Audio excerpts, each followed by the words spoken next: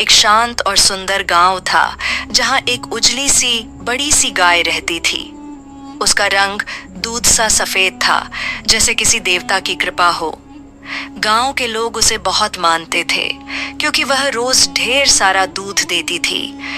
उसकी वजह से गांव के बच्चे तंदुरुस्त रहते, बूढ़े लोग ताकतवर बने रहते और दूध से बने पकवानों से त्योहारों की रौनक बढ़ जाती। गाय खुद भी बहुत खुश थी कि वह सभी के काम आती है। वह रोज सुबह मंदिर के पास खड़ी हो जाती और गांव वाले बारी बारी से उसका दूध दुहते। लेकिन वक्त हमेशा एक जैसा नहीं रहता। कुछ महीनों बाद अचानक एक दिन गाय ने दूध देना बंद कर दिया। गांव के लोग परेशान हो उठे। पहले तो उन्होंने सोचा कि यह कुछ दिनों की बात होगी, लेकिन जैसे जैसे दिन बीतते गए गाय का दूध आना बंद ही रहा। लोगों का व्यवहार भी बदलने लगा। पहले जो लोग उसके आगे पीछे घूमते थे, अब उसे ताने मारने लगे। अब इसका कोई काम नहीं, बस जगह घेर रही है। इसका तो बोझ बन गया गांव पर। धीरे धीरे सबने उसे अनदेखा करना शुरू कर दिया और फिर एक दिन गांव के मुखिया ने आदेश दिया, इस बेकार गाय को गांव से बाहर कर दो। गाय को कुछ समझ नहीं आया। जो लोग कभी उसके बिना एक दिन भी नहीं रह सकते थे, आज वही उसे भगा रहे थे।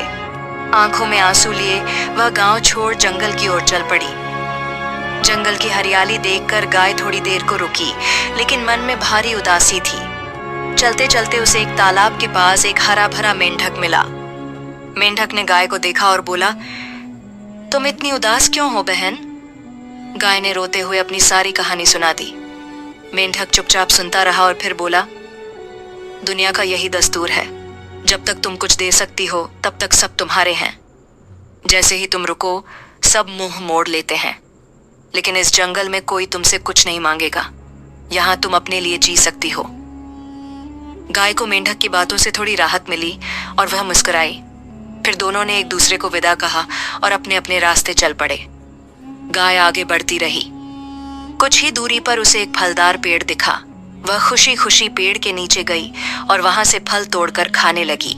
बहुत दिनों बाद उसे स्वाद का एहसास हुआ। फल खाकर उसकी थकान कुछ कम हुई। फिर वह और आगे चली तो एक सुंदर झरना दिखाई दिया। झरने का पानी चमचमाता हुआ बह रहा था। गाय खुशी से उछल पड़ी और झरने में नहाने लगी। वह बच्चे जैसी मस्ती करने लगी। कभी पानी में छप छप करती, कभी अपनी पूंछ से बुलबुले उड़ाती, जैसे उसके अंदर का दुख झरने के साथ बह रहा हो। थोड़ी देर बाद वह पास के एक पत्थर पर बैठ गई और सोचने लगी, क्या सच में मैं अब किसी काम की नहीं? क्या मेरी जिंदगी बस दूध तक ही सीमित थी? तभी झाड़ियों के बीच से एक बंदर निकला। वह काफी चतुर लग रहा था। उसने गाय से पूछा, तुम इतनी उदास क्यों हो? गाय ने फिर अपनी कहानी दोहराई। बंदर कुछ देर सोचता रहा और फिर बोला, मैं तुम्हारी समस्या का समाधान जानता हूँ। जंगल के भीतर एक गुफा में एक बाबा रहते हैं, बहुत ज्ञानी हैं। उनके पास जाओ, शायद वे तुम्हारी मदद कर सकें। गाय को उम्मीद की किरण दिखाई दी। वह तुरंत गुफा की ओर चल पड़ी। कई घंटे चलने के बाद वह बाबा के पास पहुंची। बाबा ध्यान में लीन थे। गाय ने धीरे से कहा, बाबा मेरी मदद कीजिए। मैं पहले बहुत दूध देती थी, लेकिन अब नहीं दे पाती। मुझे समझ नहीं आता क्यों।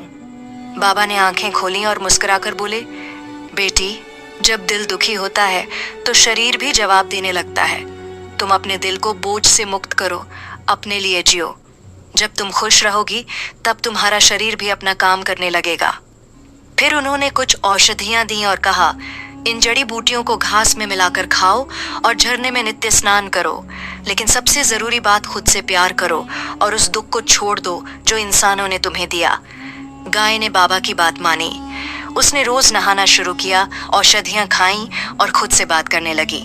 मैं केवल दूध की मशीन नहीं, मैं भी एक जीव हूँ, मुझे भी जीने का हक है। कुछ ही दिनों में गाय की तबीयत सुधरने लगी और एक दिन चमत्कार हुआ, उसके थनों से फिर से दूध निकलने लगा। गाय खुशी से उछल पड़ी। उसे लगा जैसे जीवन ने फिर से रंग भर दिए हों। वह गांव लौट आई, लेकिन इस बार कुछ अलग सोच के साथ। जब गांव वालों को पता चला कि उजली गाय फिर से दूध देने लगी है, तो सब उसके पास दौड़ पड़े। गाय माता, हमें माफ करो, फिर से दूध दो। लेकिन इस बार गाय ने मना कर दिया। उसने कहा, जब मैं संकट में थी तब तुमने मुझे त्याग दिया। अब जब मैं ठीक हो गई हूँ तो तुम मेरा फायदा उठाना चाहते हो। नहीं, अब मैं अपने लिए जीऊंगी। यह कहकर वह वापस जंगल लौट आई। उसने झरने के पास एक छोटी सी झोपड़ी बनाई और वहां प्यार और शांति से रहने लगी।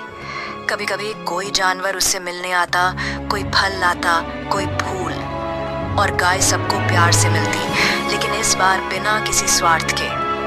अब वह गाय सिर्फ दूध देने के लिए नहीं, खुद के लिए जीने लगी थी, और यही उसकी सबसे बड़ी जीत थी।